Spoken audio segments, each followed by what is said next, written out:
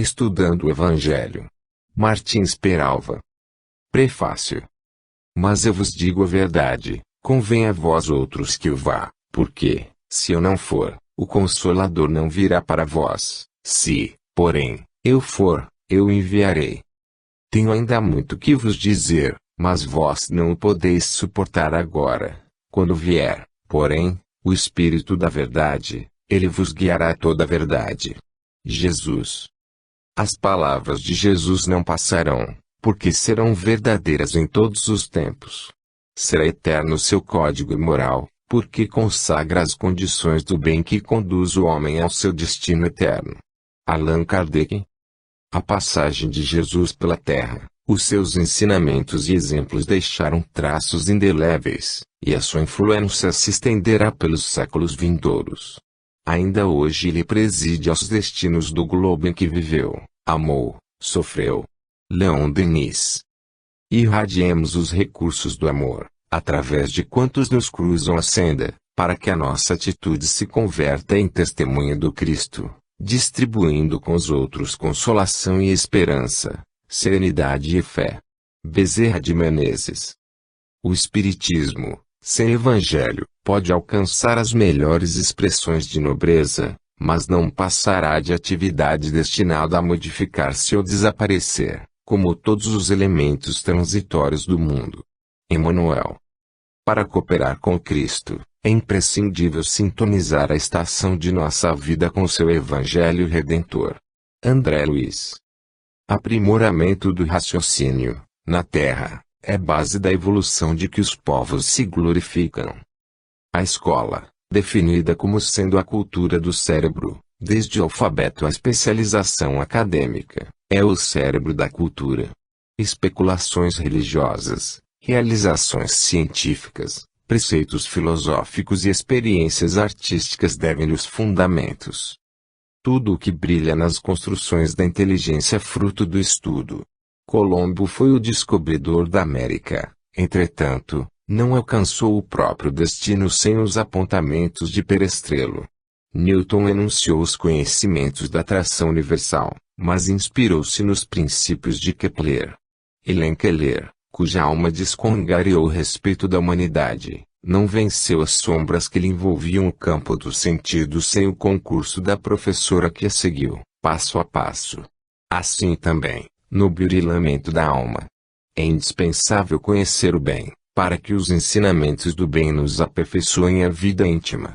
Nós, os espíritos vinculados com Allan Kardec ao cristianismo puro, não podemos prescindir do contacto com o Divino Mestre, através das lições com que nos dirige a renovação para as esferas superiores. Estudemos, pois, o Evangelho. É o apelo que formulamos no limiar deste livro que consubstancia o valioso esforço do companheiro que o produziu nas lavras luminosas da inspiração. E qual aconteceu em nossas primeiras páginas de comentários simples da Boa Nova, aqui repetimos, com o apóstolo Pedro, que nenhuma palavra da Escritura é de interpretação particular. Emmanuel, página recebida pelo médium Francisco Cândido Xavier. Introdução. O objetivo que nos levou em 1957, ano do centenário, à elaboração do Estudando a Mediunidade, que mereceu confortadora acolhida dos nossos estimados confrades, inspira-nos também, agora, neste novo trabalho, Estudando o Evangelho, à luz do Espiritismo. Esse objetivo é o de servir, com sinceridade e amor, a causa do Evangelho e do Espiritismo. Cristianismo e Espiritismo nos têm enriquecido e felicitado os dias da existência física, ensinando-nos o respeito a Deus e aos nossos semelhantes, bem assim induzindo-nos a amá-los, o que nos põe na condição de pessoa altamente devedora, tanto a um, quanto ao outro. Sentimos a necessidade de esclarecer aos companheiros que, porventura, vierem a ler o Estudando o Evangelho, que lhes não comparecemos à presença na leviana atitude de quem se julga em condições de explanar, exclusivamente para outrem, as redentoras belezas da Boa Nova do Reino. Comparecemos, sim, envergando, conscientemente, o esfarrapado uniforme de nossa indigência espiritual, muito maior, infinitamente maior do que as nossas limitações materiais. O mais correto, em verdade, seria afirmarmos que os 58 capítulos que constituem o livro, elaborados, alguns deles, sob a cariciosa envolvência de almas delicadíssimas, destinam-se, especial e primordialmente, a nós próprios. É imprescindível ressaltar que, se nos falece o direito de escrever sobre as verdades cristãs pensando, apenas, nos outros, o que traduziria imensa vaidade e ridícula insensatez. Assiste-nos, inegavelmente, o universal direito de estudá-las e de comentá-las, segundo o nosso entendimento. De meditar e escrever em torno delas, visando a convertê-las, sobretudo, em alimento para nossa alma ansiosa por evoluir. Conforme se deduz do título, Estudando o Evangelho à Luz do Espiritismo os temas por nós apreciados trazem, como não podia deixar de ser, a marca de nossa abençoada doutrina espírita. Doutrina de esclarecimento, que tem sido luz em nosso caminho. Doutrina de redenção, que nos tem amparado a fragilidade. Doutrina de renovação, que nos tem apontado rumos mais certos, reajustando-nos, convenientemente. Em cada frase, em cada conceito, pobremente expostos, reconhecemos, encontrar-se-á, assim o desejamos, aquela substância doutrinária que torna a mais grandiosa personalidade augusta de nosso Senhor Jesus Cristo. Que torna mais claros os seus ensinos, mais compreensivas as suas palavras, mais límpidas as suas lições. Evidentemente, em sã consciência ninguém hoje pode contestar. O pensamento evangélico permaneceu oculto durante longos séculos à humanidade inteira. Na melhor das hipóteses, esteve ele sensivelmente adulterado desde os inesquecíveis dias da Casa do Caminho, nos arredores de Jerusalém, quando os primeiros e legítimos herdeiros do Evangelho o transformavam em ação e trabalho. Transubstanciavam-no em ajuda e socorro, a favor dos filhos do sofrimento. Era necessário, portanto, ressuscitá-lo. Restabelecer-lhe o vigor e a beleza. Restaurar-lhe a grandeza divina, para que o Cristo não continuasse na limitada condição de chefe de religiões, mas, sim, como bênção de luz, sublime e universal, na experiência evolutiva de cada ser. A missão, por assim dizer ressurrecional, coube ao Espiritismo. E ele a vem realizando, com dignidade e nobreza, com eficiência e galhardia, sem trair o mandato honroso que o próprio Cristo lhe outorgou, na promessa do Consolador que viria. A cortina que escondia o fulgor do Evangelho esmaecido havia 17 séculos, começou a ser afastada logo após os memoráveis dias da codificação, quando Allan Kardec, o excelso missionário, estabeleceu, na França de Flammarion e Victor Hugo, os fundamentos da doutrina, os alicerces, científicos e filosóficos, que nenhum temporal haveria de abalar, jamais, porque construídos sobre a rocha da lógica e com a argamassa do bom senso. Encarnados e desencarnados, notadamente estes últimos, harmonizaram esforços neste sentido, em magníficos e isócronos movimentos divulgadores médiunos abnegados surgiram em toda parte, fertilizando a terra, canalizando para o mundo, vitalizada e sublime, a palavra do Mestre de Nazaré, o Filho de Maria, voltava ao seio da humanidade. Retornava ao convívio dos homens, para lhes recordar as lições de simplicidade e amor. Reencontrava as ovelhas tresmalhadas, que se haviam distanciado, invigilantes, do aprisco. As portas dos céus se abriram, amplas e generosas, a fim de que, por elas, jorrassem mensagens de luz que iriam concitar as criaturas ao esclarecimento superior, à própria edificação íntima. Renasceram, no coração dos homens, esperanças que se afiguravam mortas. Nos recantos mais escondidos da alma humana as sementes da fraternidade recuperaram a primitiva seiva, romperam a terra agreste, acolheram o beijo do sol e a carícia das chuvas, transformaram-se em árvores frutescentes refloriram, numa primavera de luz e cores, os carvalhos da indulgência que o obscurantismo houvera estiolado. Cristalina e pura, fluiu dos mananciais do infinito, das nascentes cósmicas a água que o sacia por toda a eternidade, a mesma linfa que o mestre ofertara à mulher samaritana, quando descansava à borda do poço de Jacob, no suave crepúsculo de Sicar. Deus é espírito, e importa que os seus adoradores o adorem em espírito e verdade. Secundando o esforço da espiritualidade maior, ou, certamente, lhe executando o programa, inúmeros companheiros ainda envergando a libré física, grafaram em livros e artigos, valiosos conceitos, notáveis interpretações que constituem, ainda hoje, bálsamo para as horas de provação, claridade para os momentos de sombra. Bezerra de Menezes, Bittencourt Sampaio, Saião, Viana de Carvalho, Leopoldo Cirne, M. Quintão, Caí Barchutel e tantos outros, legaram à literatura evangélica do Espiritismo o fruto de seus fecundos labores, na esfera da pregação escrita e falada. A vida desses obreiros, que tem sido inspiração e estímulo para os atuais servidores do abençoado Santuário de Ismael, o devotamento de suas almas, a exuberância de suas virtudes e a firmeza de suas convicções permanecem inolvidáveis na memória da família espírita brasileira, por mensagem viva que o tempo, as incompreensões e os sucessos não conseguiram apagar. Não há tempo, melhor ou pior, para a divulgação do Evangelho. Para que as suas luzes entrem por cima dos telhados, a fim de aquecerem os lares do mundo inteiro.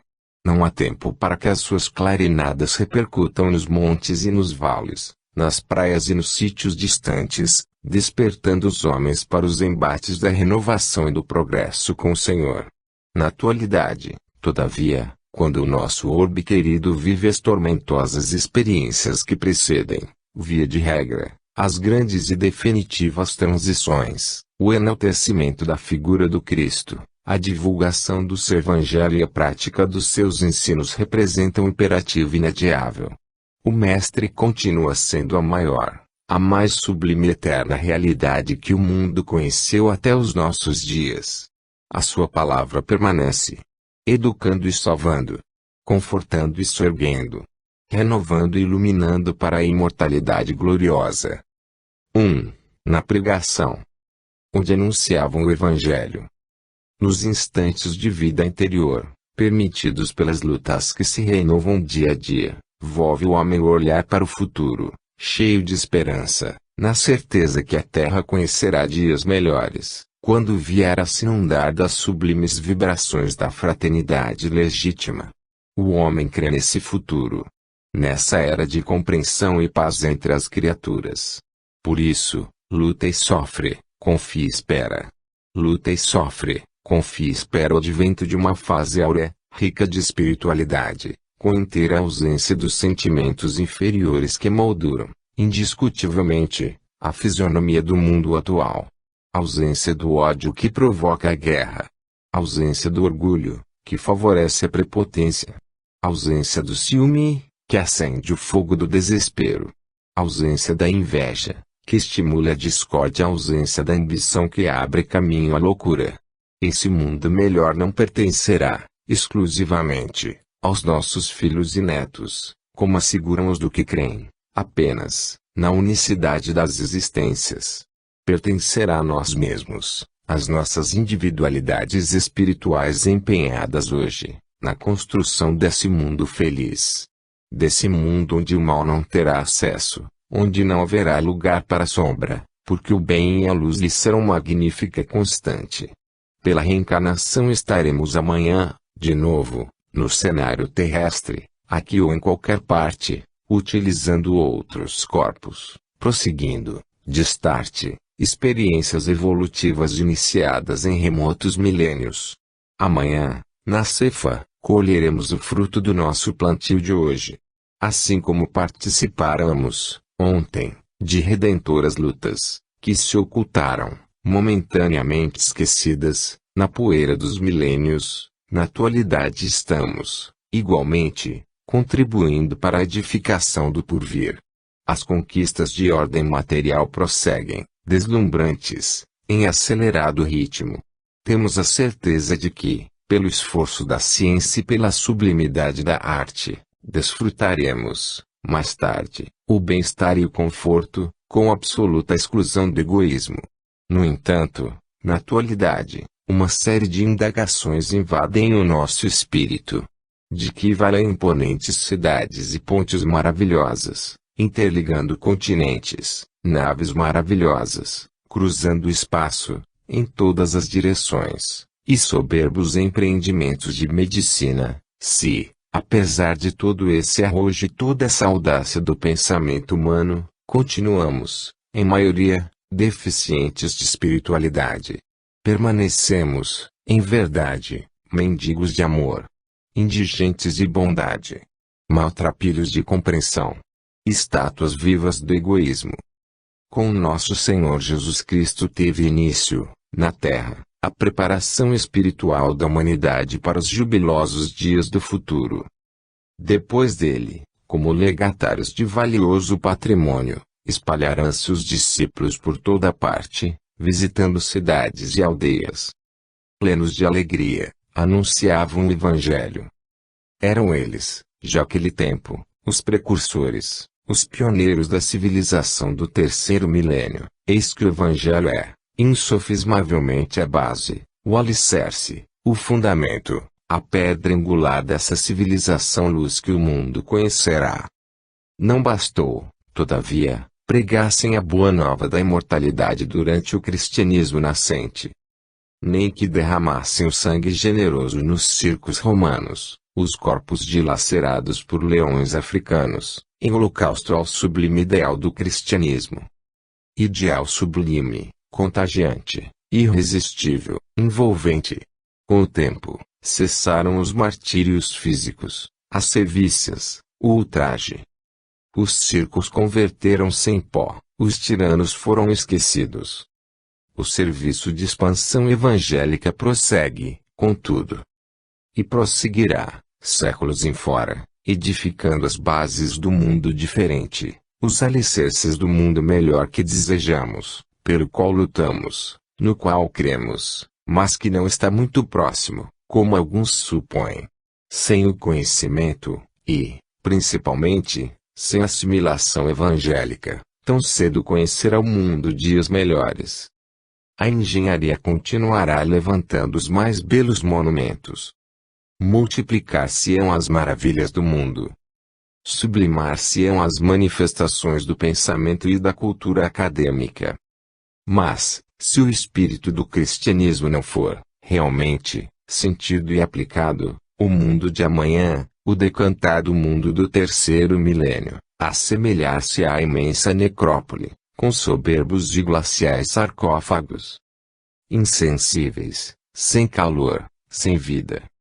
Sepultura triste, guardando as cinzas da presunção e da vaidade. Urge, pois, seja o Evangelho intensamente anunciado, a fim de que o seu divino perfume aromatize as florestas, os campos, os mares profundos, os seus longínquos. Não preconizamos, obviamente, o simples anúncio, oral ou escrito. O anúncio da tribuna, do jornal, do livro, apenas. Referimos-nos, sobretudo, ao anúncio vivido, exemplificado, capaz de contagiar, de converter, de transformar quantos lhe sintam a influência dinâmica, renovadora. Na passagem em estudo, ultrajados e incompreendidos, os pegureiros do cristianismo fugiam para outras cidades, onde anunciavam o Evangelho com o mesmo denodo, o mesmo entusiasmo, o mesmo idealismo, a mesma perseverança. Invencíveis, deixavam em suas pegadas luminosos rastilhos. A civilização do terceiro milênio ficará retardada se cruzarmos os braços, se não espiritualizarmos as aquisições humanas. Será um agradável sonho, se não aliarmos a todas as conquistas da ciência o mais belo aspecto da vida, que é o espiritual. O mais notável monumento pode converter-se, num instante, em escombro e cinza. Mas o coração que, pela força do Evangelho, se ergue para o amor, é a luz dentro da eternidade, que nunca mais se apagará. 2. No esforço evolutivo. Ide pregai o Evangelho. No maravilhoso drama da evolução universal, é o homem, na terra e no espaço, valioso colaborador de Deus. Se os espíritos superiores operam, no plano extrafísico, visando ao aperfeiçoamento dos encarnados, estes, por seu turno, empregam esforços no mesmo sentido, sintonizando-se, integrando-se na sublime tarefa do esclarecimento espiritual. Não existem duas vidas distintas, separadas, independentes. Há, pelo contrário, uma só vida, que se caracteriza por duas etapas. A primeira, no mundo espírito ou espiritual, que sobrevive a tudo, que presiste ao nascimento na terra, consoante esclarece a doutrina. A segunda, após o nascimento, no mundo corpóreo, no chamado mundo material ou físico. Essas duas etapas são, no entanto, correlatas. Reagem uma sobre a outra incessantemente, informam os instrutores espirituais, esclarece a codificação. Quanto maior o número de almas nobres que venham a reencarnar na Terra, mais depressa ascenderá esta no concerto dos mundos que, em fabulosos turbilhões, rolam pelo espaço imensurável. De igual maneira, quanto maior o número de almas edificadas que retornarem da Terra, mais se purificará o ambiente espiritual nas regiões próximas à crosta. Como se vê, a posição dos encarnados influi na vida do além-túmulo, quanto o comportamento dos espíritos influi na paisagem física do globo. Urge, pois, haja simultaneidade no trabalho, neste sublime intercâmbio entre o mundo espírita e o mundo corpóreo.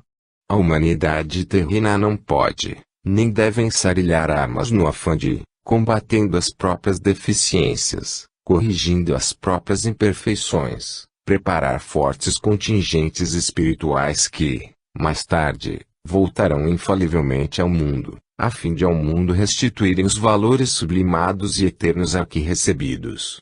Quando Jesus, observando as lutas do proscênio terrestre, aconselhou o ide e pregai o Evangelho, não pretendeu, de forma alguma, fossem os discípulos, tão somente, levar conforto aos sofredores, consolação aos aflitos, bom ânimo aos desalentados do caminho. Desejou, evidentemente, que, aldeia por aldeia, cidade por cidade, preparassem almas para o reino que oportunamente haveria de construir no coração da humanidade inteira. Jesus veio, também, educar. E o objetivo da pregação educativa do Mestre estende-se, tanto hoje como ontem, além fronteiras do nosso parco entendimento. A palavra do Senhor é, simultaneamente, pão e luz na estrada, na terra e no espaço. Eu sou o pão da vida. Eu sou a luz do mundo.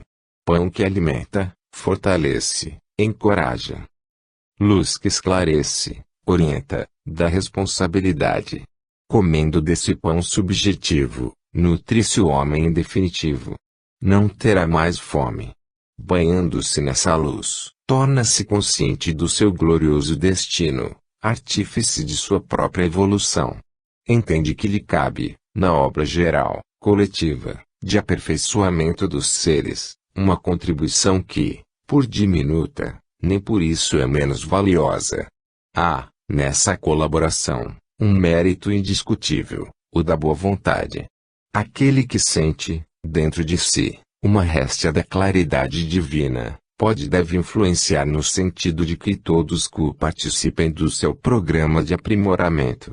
Esta influência nem sempre se verificará pelo maior ou menor número de livros que escreve, ou de conferências que profere, mas pela efetiva exemplificação no bem, na moral e no saber. Se o contingente maior de encarnados se constitui, inegavelmente, de seres retardados, infelizes, o campo de atividades do tarefeiro evangélico é muito grande. A extensão desse campo desafia-lhe o esforço e a perseverança, o dinamismo e a resistência. Inteligências menos desenvolvidas vagueiam nas sombras da terra e do espaço, reclamando orientação caridosa, Nos desvãos do crime e da loucura jazem desventurados companheiros de jornada, aguardando simplesmente uma frase alentadora, um conceito renovador. A palavra do Mestre continua ressoando, ressoando. Imperativa e fraterna, por mensagem de esperança. E de pregai o Evangelho. 3. Renovação. Brilhe a vossa luz. O supremo objetivo do homem, na Terra, é o da sua própria renovação. Aprender, refletir e melhorar-se, pelo trabalho que dignifica, eis a nossa finalidade, o sentido divino de nossa presença no mundo. Descendo Cristo das esferas de luz da espiritualidade superior à Terra, teve por escopo orientar a humanidade na direção do aperfeiçoamento. Brilhe a vossa luz, eis a palavra de ordem, enérgica e suave, de Jesus, a quantos lhe herdaram o patrimônio evangélico, trazido ao mundo ao preço do seu próprio sacrifício. A infinita ternura de sua angelical alma sugere-nos, incisiva e amorosamente, o esforço benéfico. Brilhe a vossa luz. O interesse do Senhor é o de que os seus discípulos, de ontem, de hoje e de qualquer tempo, sejam enobrecidos por meio de uma existência moralizada, esclarecida, fraterna. O Evangelho aí está, como presente dos céus, para que o ser humano se replete com as suas bênçãos, se inunde de suas luzes, se revigore com as suas energias, se enriqueça com seus ensinos eternos. O Espiritismo, em particular, como reviviscência do cristianismo, também aí está, ofertando-nos os oceânicos tesouros da codificação. Pode-se perguntar, de que mais precisa o homem, para engrandecer-se, pela cultura e pelo sentimento, se lhe não faltam os elementos de renovação, plena, integral, positiva? Que falta ao homem moderno, usufrutuário de tantas bênçãos, para que brilhe a sua luz? A renovação do homem, sob o ponto de vista moral, intelectual e espiritual, é difícil, sem dúvida. Mas é francamente realizável. É indispensável, tão somente, disponha-se ele ao esforço transformativo, com a consequente utilização desses recursos, desses meios, desses elementos que o Evangelho e o Espiritismo lhe fornecem exuberadamente, farta e abundantemente, sem a exigência de qualquer outro preço a não ser o preço de uma coisa bem simples, a boa vontade. A disposição de auto-melhoria. O homem, para renovar-se, tem que estabelecer um programa tríplice, como ponto de partida para sua realização íntima, para que brilhe a sua luz, baseado no estudo, na meditação e no trabalho. Estudo. O estudo se obtém através da leitura do Evangelho, dos livros da doutrina espírita e de quaisquer obras educativas, religiosas ou filosóficas, que o levem a projetar a mente na direção dos ideais superiores. O estudo deve ser meditado, assimilado e posto em prática, a fim de que se transforme em frutos de renovação efetiva, positiva e consciente. Conhecereis a verdade e a verdade vos fará livres. Meditação. A meditação é o ato pelo qual se volve o homem para dentro de si mesmo, onde encontrará a Deus, no esplendor de sua glória, na plenitude do seu poder, na ilimitada expansão do seu amor. O reino de Deus está dentro de vós. Através da prece, na meditação, obterá o homem a fé de que necessita para a superação de suas fraquezas e a esperança que lhe estimulará o bom ânimo, na arrancada penosa, bem como o conforto e o bem-estar que lhe assegurarão, nos momentos difíceis, o equilíbrio interior. Na meditação e na prece aurirá o homem a sua própria tonificação, o seu próprio fortalecimento moral e a inspiração para o bem. Trabalho. O trabalho, em tese, para o ser em processo de evolução, configura-se sob três aspectos principais: material, espiritual, moral.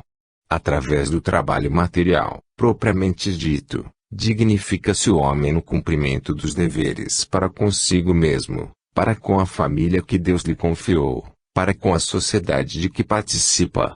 Pelo trabalho espiritual, exerce a fraternidade com o próximo e aperfeiçoar-se no conhecimento transcendente da alma imortal. No campo da atividade moral, lutará, simultaneamente, por adquirir qualidades elevadas, ou, se for o caso, por sublimar aquelas com que já se sente aquinhoado.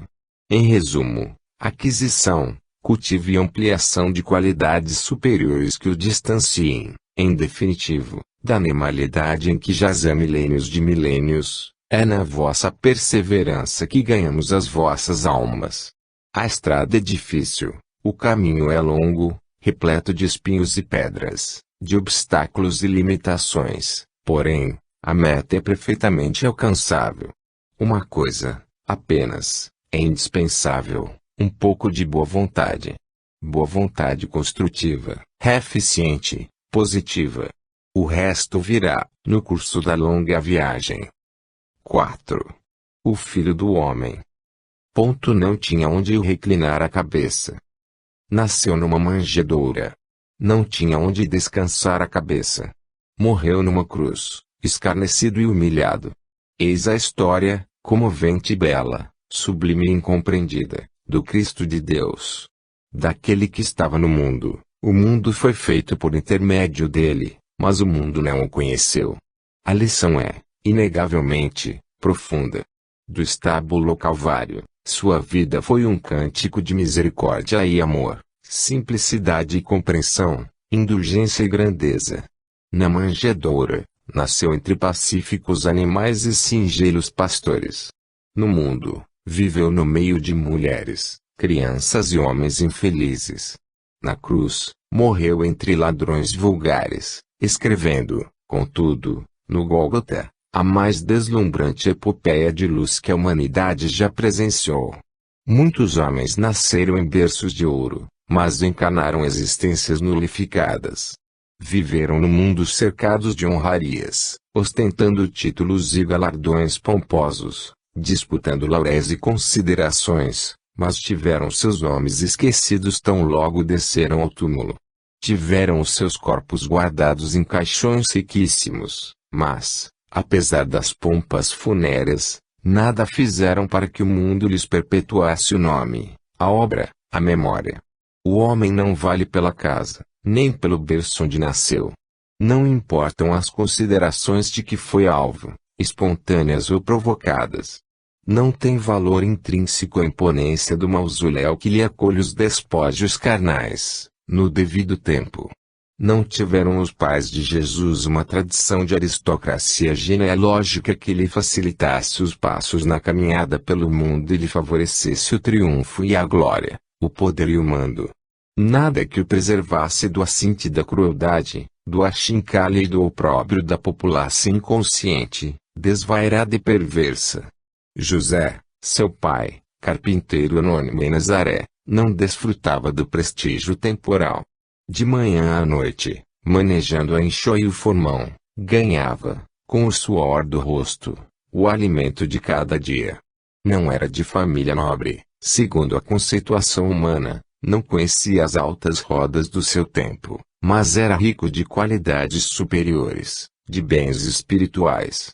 A sua vida e o seu programa eram simples: a igreja, a oficina e o lar humilde, honrado. Maria, sua mãe, era mulher sem renome social, mas virtuosa e pura, imaculada e santa. Seu mundo, era o lar. Sua felicidade, o esposo e o filho. Se o lar era-lhe um santuário, a sinagoga era-lhe um paraíso. No lar e na sinagoga conversava com Deus, diariamente, em silenciosa e divina comunhão. Como se vê, não vale o homem pela riqueza do berço em que dormiu o primeiro sono, pela opulência em que viveu, nem pela suntuosidade com que o sepultaram. Vale o homem, e disso dá exemplo a vida do Senhor, pela valorização que procura ou sabe dar aos minutos, às horas, à existência enfim. O mestre não tinha onde descansar a cabeça. As feras, asseverava ele, têm os seus covis. As aves, continuava, têm os seus ninhos. Mas o Filho do Homem, concluía, não tem onde reclinar a cabeça. O Cristo de Deus, o Salvador do mundo, não tinha onde repousar a augusta cabeça. O Redentor da humanidade, a luz de todos os séculos, não conhecia um mínimo de conforto. Apesar disso, o farol que acendeu no topo do Calvário, quando parecia derrotado e vencido, continua iluminando os eternos caminhos da humanidade planetária. Os homens, todavia, ludibriados, buscam a fortuna e o poder, na doce ilusão de que o poder e a fortuna podem assegurar, na vida espiritual, a glória que se não extingue. Quem não busca, avidamente a qualquer preço, inclusive da própria dignidade, a riqueza e a evidência, é categórico no mundo, à conta de insensato, sonhador, idealista. O mundo não compreende o homem que se limita a obter o indispensável ao seu e ao sustento dos que lhe constituem um instituto familiar. Assim como ele veio para o que era seu e os seus não o receberam, a mentalidade humana não pode entender aquele que se não obstina em acumular tesouros que a traça consome, o ladrão rouba e o tempo destrói. Admirável homem de hoje é o que sabe amealhar fortuna, mesmo que a vida desse homem seja inócua, vazia, egoísta. O Cristo, evidentemente, não foi um mendigo, mas, também, não foi um milionário dos bens terrenos. Os tesouros de Deus estavam no seu coração. Tesouros que distribuía com abundância, fartamente, prodigamente, na consolação aos desalentados e no esclarecimento aos ignorantes. O Cristo, médium de Deus, segundo Kardec e Emmanuel, não tinha onde reclinar a cabeça. Aquela cabeça que supervisionara, dos celestiais páramos, a formação da terra. Utilizando singelas alpercatas, percorria, incansavelmente, as estradas palestinenses, as praias do Tiberíades. Trajando simplesmente uma túnica desprovida de quaisquer ornamentos que revelassem superfluidade, podia, no entanto, ofertar a homens e mulheres, anciãos e jovens, as moedas da fé e da esperança na vida imperecível. Assinalava o valor dos patrimônios espirituais, repetindo, inúmeras vezes, a tua fé te salvou. Lembrava o perigo dos bens perecíveis, advertindo, não vos afadigueis por possuir ouro, ou prata, ou qualquer outra moeda em vossos bolsos. A Judas, o discípulo afanoso, recomendava. A bolsa é pequenina, contudo, permita Deus nunca sucumbas ao seu peso. Se desejamos a glória da vida mortal, o que nos compete, sem dúvida, é o cumprimento de todos os deveres que a vida nos sugere, mesmo que, igualmente, não tenhamos onde reclinar a cabeça. Glória que se obtém com a vivência cristã. Escrevendo, diuturnamente, no livro da vida, as obrigações que assegurem o nosso equilíbrio de quantos evolucionam, como nós, em busca da perfeição com Jesus. 5. O cristão e o mundo. Não peço que os tires do mundo. Não se pode conceber, ante as palavras do Senhor na oração pelos discípulos, tenham os homens de isolar-se a pretexto de melhor servirem a Deus. É de supor-se, todavia, que aos cenobitas modernos não tivesse ocorrido, ainda, a ideia de examinarem a referência acima, que o evangelista anotou. Se na atualidade tal conduta surpreende, encontramos uma certa justificativa na conduta dos eremitas do passado, veneráveis e santas figuras que buscavam insulamento em grutas desertas. Os anacoretas, cujos nomes são ainda hoje reverenciados, fugiam do mundo, adotavam vida de inteira renúncia com o propósito de despertarem o homem para os problemas da alma, cuja excelsitude, cuja valia já podiam sentir. Tudo, no entanto, tem o seu tempo, a sua época. Na atualidade, o isolamento em mosteiros ou cavernas, sem finalidade prática, sem proveito para os semelhantes, expressaria egoísmo, acomodação à boa vida. Significaria fuga ao trabalho.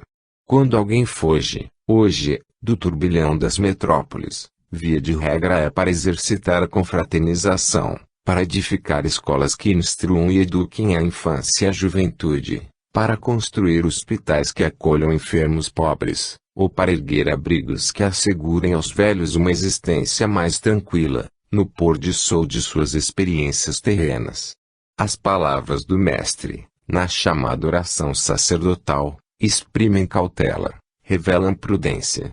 O pensamento de Jesus: não peço que os tires do mundo, e, sim, que os guardes do mal, era o de impedir que os discípulos viessem a empanar o fulgor da Boa Nova, o universalismo da doutrina cristã, com possível retraimento das lutas mundanas. A fuga ao trabalho, aos deveres imediatos, poderia criar um precedente perigoso para as futuras realizações do Evangelho. Os discípulos, àquela época, tanto quanto nós outros na atualidade, não prescindiam do clima ardoroso das lutas terrestres, porque as lutas corrigem, aperfeiçoam, iluminam. A oração do Senhor, proferida em voz alta, haveria de causar-lhes duradoura impressão.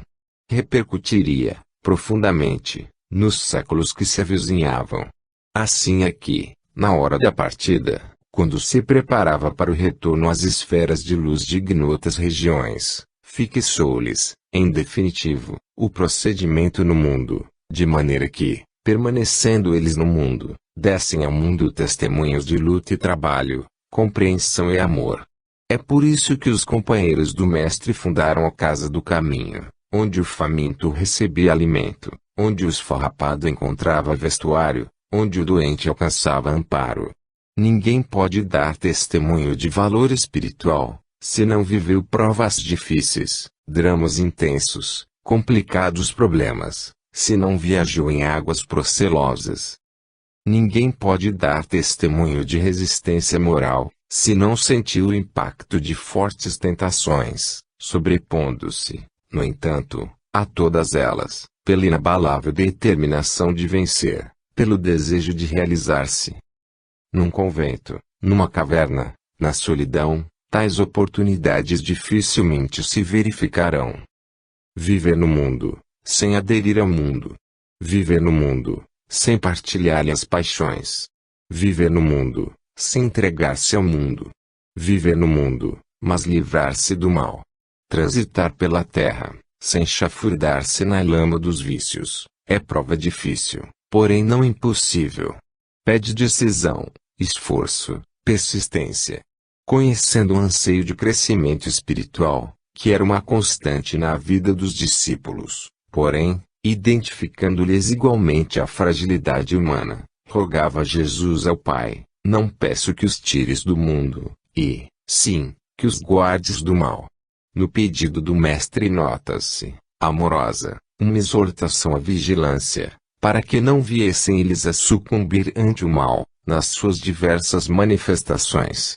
O mundo, com seus conflitos e suas tentações, era-lhes, sem dúvida, clima propício às experiências renovadoras.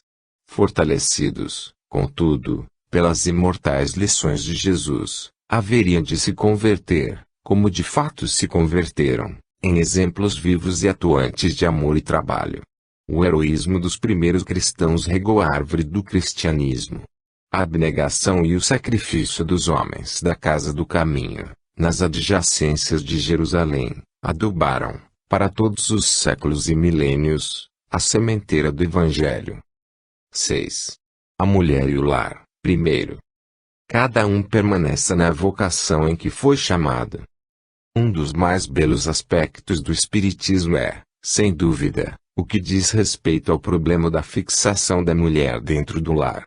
E este fato, por si mesmo expressivo e jubiloso, evidencia, de maneira incontestável, a influência da nossa doutrina nos surtos de progresso que assinalam, na atualidade, as conquistas humanas, influência segura e benéfica, proveitosa e construtiva. Os movimentos feministas têm se revelado inoperantes, pelo menos até hoje, uma vez que não conseguiram incutir, na mulher, a compreensão sublime da tarefa que lhe cabe na preparação da humanidade do porvir. A verdade insofismável é que os lares se estão esvaziando na mesma proporção em que os clubes se tornam cada dia mais frequentados. Enquanto a música sem inspiração, a dança, a bebida e o jogo vão consumindo a saúde e o dinheiro, o bom ânimo e a confiança de casais invigilantes, milhares de crianças, de todas as idades, órfãs de pais vivos, necessitadas de carinho e assistência, permanecem nos lares sob a guarda de auxiliares nem sempre dedicadas. Em outros casos, os adolescentes acompanham os genitores aos clubes, ou buscam, eles próprios, ambientes onde esperam e procuram esvaziar, noite adentro, a taça do prazer e da ilusão. Embora Paulo, traçando diretrizes sobre a estabilidade da família, recomende aos coríntios que cada um permaneça na vocação em que foi chamado, isto é, a mulher no lar, educando e assistindo os filhos, e o homem nos deveres inerentes à sua própria natureza, o que se percebe, na atualidade, é que, enquanto os lares se despovoam, os clubes se repletam. Deslumbrada por mirabolantes slogans de reivindicações de toda sorte, vai a mulher se deixando conduzir, pouco a pouco, pela estrada do superficialismo, esquecida, lastimavelmente, de que a mais importante reivindicação que poderia fazer seria a de continuar reinando, soberana, em seu lar. Não conhecemos postulação mais sublime, mais grandiosa, para a mulher, esposa e mãe, companheira do seu companheiro, educadora dos seus filhos. Se a escola instrui, o coração materno educa. Duas realidades, portanto, se afirmam. 1. O despovoamento dos lares, com os naturais e compreensíveis gritos à estabilidade do instituto doméstico. 2. O rápido crescimento dos cassinos e boates, onde a futilidade e o vinho fazem parelha com a desconfiança e a sedução, na vertiginosa corrida para o mais rápido aluimento dos sagrados alicerces da família. A mulher contemporânea, especialmente nos chamados meios civilizados, procura ajustar-se, por esnobismo ou ingenuidade, ao falso conceito de modernismo ou modernice. Começa a perder, assim, sem que o perceba, como uma pessoa que se embriaga à força de pequeninos e sucessivos goles, o gosto pelo lar, a satisfação de ser a companheira dos seus filhos. O ambiente requintado dos clubes alegra-lhe mais o coração do que a simplicidade, o recato do santuário doméstico, onde se plasmam os caracteres e de onde partem, para o mais incerto dos incertos destinos, os futuros cidadãos do mundo. 7. A mulher e o lar. Segundo ponto, cada um permanece diante de Deus naquilo que foi chamado. A mulher foi chamada para o lar, competindo e rivalizando com os homens, inclusive em alguns excessos, vai ela, contudo, se habituando fora de casa. Posterga, assim, de maneira imperceptível, o mais sublime e inalienável direito que o matrimônio e a maternidade edificante lhe concedem. Abre mão, perigosamente, do mais belo atributo com que Deus a investiu, qual seja o de educar, ela própria, os filhos, com a transferência, ó infeliz e desnaturada transferência, dessa divina atribuição às babás e auxiliares, muitas delas desprovidas de qualquer sentimento afetivo para com os entezinhos que a invigilância maternal lhes põe nos braços. Sim, nos braços, apenas. Abre mão, a mulher, maravilhada ante o brilho das reuniões sociais, da suprema ventura de acompanhar, muitas vezes com lágrima e sacrifício, o desenvolvimento mental e moral dos filhos, de partilhar-lhes as tristezas e alegrias, de sentir-lhes e anotar, para corrigir, os pequenos e grandes defeitos que pedem retificação, enquanto é tempo, defeitos e infractuosidades cujo preço, no futuro, podem ser a desgraça e o sofrimento, a miséria e o crime. A mulher parece não ouvir a advertência do grande Paulo, permanecer naquilo para que foi chamada, permanecer como rainha do lar, sacerdotisa da família. Fixar o elemento feminino no lar, evitando que este se esvazie por completo, fazendo compreender que é ele a primeira sociedade que a criança conhece e da qual participa, eis a missão do Espiritismo, na atualidade sempre. Missão grandiosa, inadiável, séria, divina. Existem mães, em grandes números, e isso não constitui novidade para ninguém que nada sabem dos filhos, dos seus problemas, das suas necessidades, das suas deficiências. A vida social intensa, expressando-se, quase sempre, através de consecutivas atividades noturnas, nos clubes ou em residências amigas, onde o aperitivo e o jogo disputam o título de mais eficiente destruidor da paz doméstica, obriga os pais a irem para um lado e os filhos para outro. Assegura Emmanuel, nosso querido e respeitável instrutor, que o feminismo legítimo deve ser o da reeducação da mulher para o lar, nunca para uma ação contraproducente fora dele. É isso que o Espiritismo, por seus divulgadores, pretende e deseja fazer. Não desejamos violentar o livre-arbítrio de quem quer que seja, homem ou mulher, mas veicular o esclarecimento fraterno, construtivo. Indicar os males decorrentes do desamor ao lar, sagrada instituição que teve por fundamento, na Terra, 3 personagens singulares. A nobreza de um carpinteiro que se chamava José. A santidade de uma virgem que se chamava Maria. A sabedoria e a bondade de uma criança, loura, que se chamava Jesus.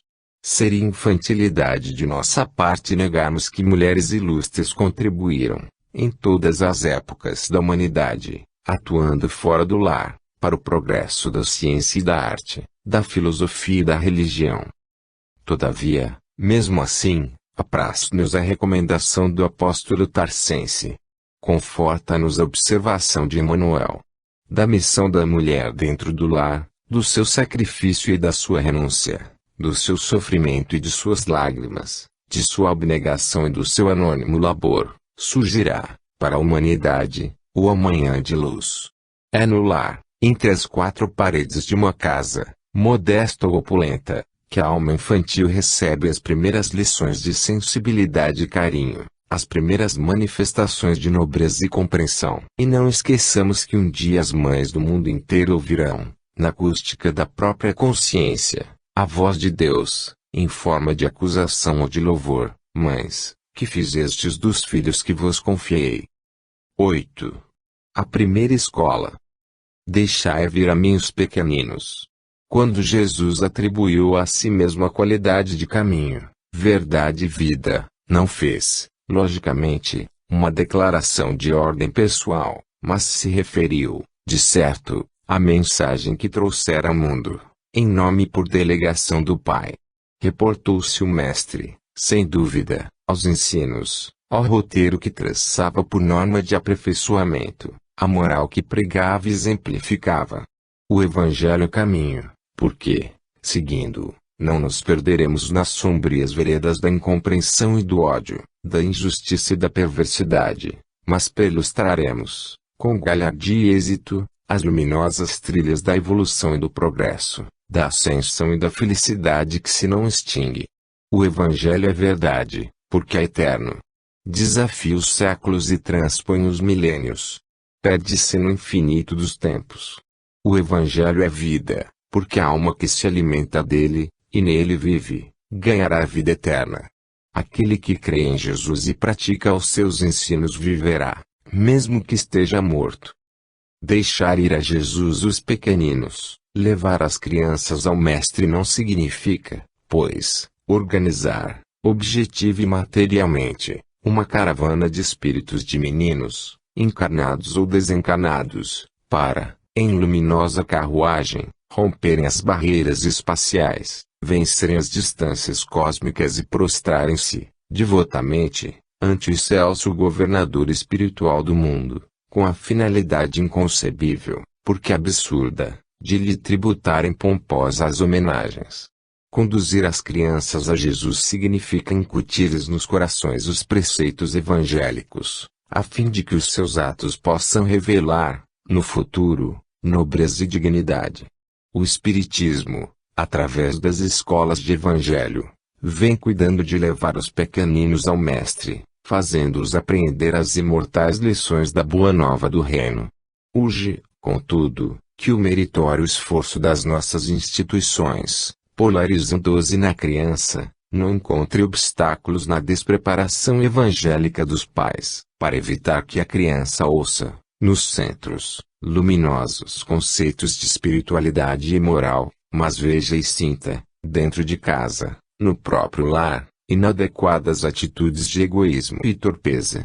Não basta, pois, evangelizar a criança nas instituições espíritas.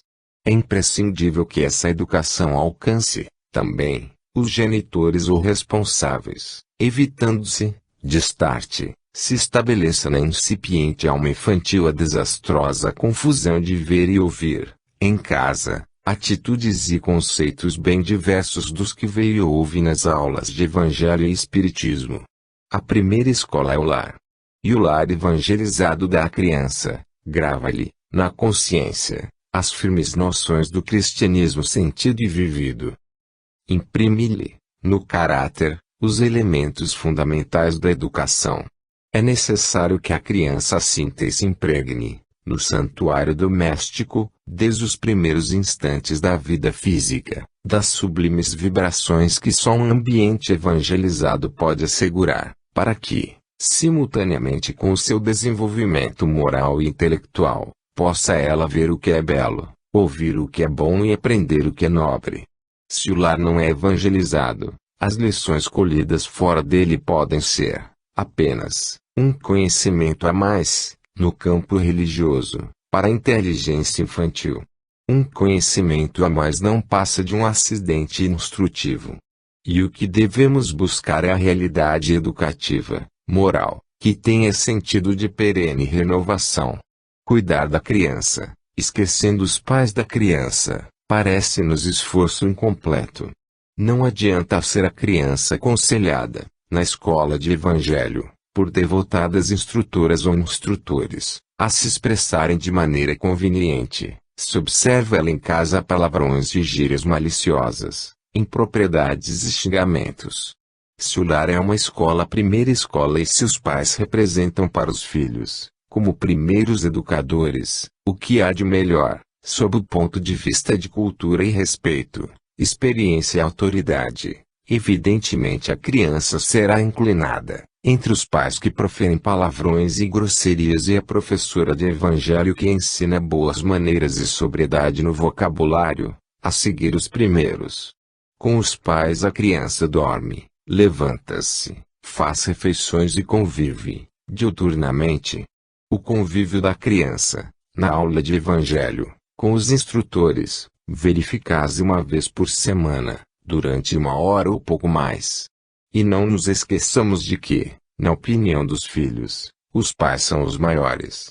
Contribuir para que os pequeninos possam ir a Jesus, mediante o aprendizado evangélico, representa, a nosso ver, providência correlata, simultânea com o esforço de levar a Jesus os pais, preparando-os, condignamente, para a missão da paternidade ou da maternidade.